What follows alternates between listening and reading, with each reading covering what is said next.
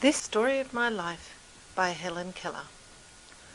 Read by Maria User in London, England. Chapter 4. The most important day I remember in all my life is the one in which my teacher, Anne Mansfield Sullivan, came to me. I am filled with wonder when I consider the immeasurable contrast between the two lives which it connects. It was the 3rd of March, 1887, 3 months before I was 7 years old.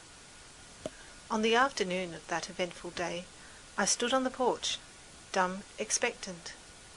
I guessed vaguely from my mother's signs and from her hurrying to and fro in the house that something unusual was about to happen. So I went to the door and waited on the steps. The afternoon sun penetrated the mass of honeysuckle that covered the porch and fell on my upturned face. My fingers lingered almost unconsciously on the familiar leaves and blossoms which had just come forth to greet the sweet southern spring. I did not know that the future held of marvel or surprise for me.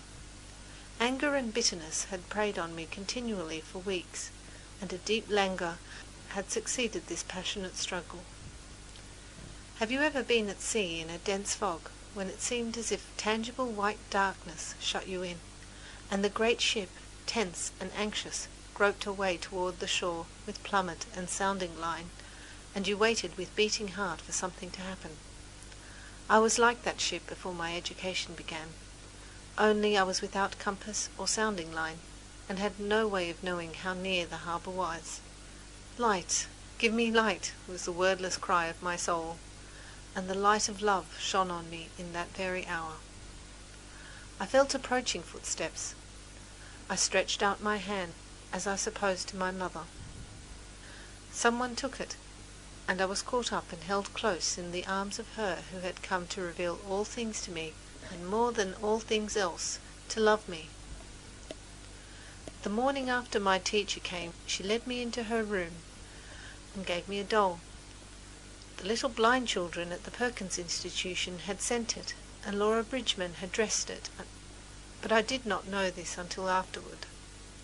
When I had played with it a little while, Miss Sullivan slowly spelt into my hand the word D-O-L-L, doll. I was at once interested in this finger play and tried to imitate it. When I finally succeeded in making the letters correctly, I was flushed with childish pleasure and pride. Running downstairs to my mother, I held up my hand and made the letters for doll. I did not know that I was spelling a word, or even that words existed.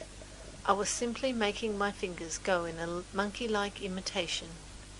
In the days that followed, I learned to spell, in this uncomprehending way, a great many words, among them pin, hat, cup, and a few verbs like sit, stand, and walk. But my teacher had been with me several weeks before I understood that everything has a name. One day, while I was playing with my new doll, Miss Sullivan put my big rag doll into my lap, also, spelled D-O-L-L, and tried to make me understand that doll applied to both. Earlier in the day we had had a tussle over the words mug and water. Miss Sullivan had tried to impress upon me that M-U-G is mug, and that W-A-T-E-R is water, but I persisted in confounding the two. In despair she dropped the subject for the time, only to renew it at the first opportunity. I became impatient at her repeated attempts, and, seizing the new doll, I dashed it upon the floor. I was keenly delighted when I felt the fragments of the broken doll at my feet. Neither sorrow nor regret followed my passionate outburst. I had not loved the doll. In the still, dark world in which I lived, there was no strong sentiment or tenderness. I felt my teacher sweep the fragments to one side of the hearth, and I had a sense of satisfaction that the cause of my discomfort was removed. She brought me my hat, and I knew I was going outside into the warm sunshine. This thought, if a wordless sensation may be called a thought, made me hop and skip with pleasure. We walked down the path to the well house, attracted by the fragrance of the honeysuckle, with which it was covered. Someone was drawing water, and my teacher placed my hand under the spout. As the cool stream gushed over one hand, she spelt into the other the word water, first slowly, then rapidly. I stood still, my whole attention fixed upon the motions of her fingers. Suddenly I felt a misty consciousness, as of something forgotten, a thrill of returning thought, and somehow the mystery of language was revealed to me. I knew then that W-A-T-E-R meant the wonderful cool something that was flowing over my hand.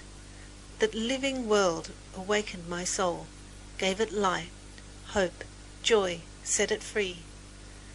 There were barriers still, it is true, but barriers could in time be swept away. I left the well house eager to learn.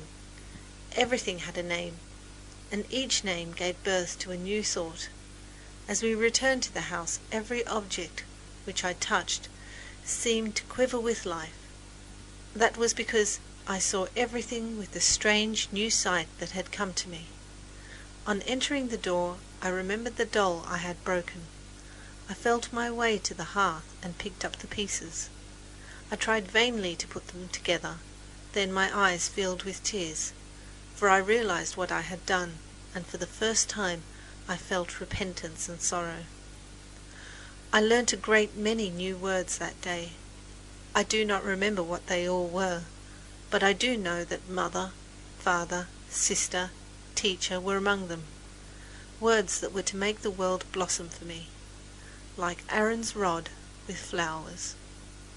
It would have been difficult to find a happier child than I was as I lay in my crib at the close of that eventful day and lived over the joys it had brought me, and for the first time longed for a new day to come.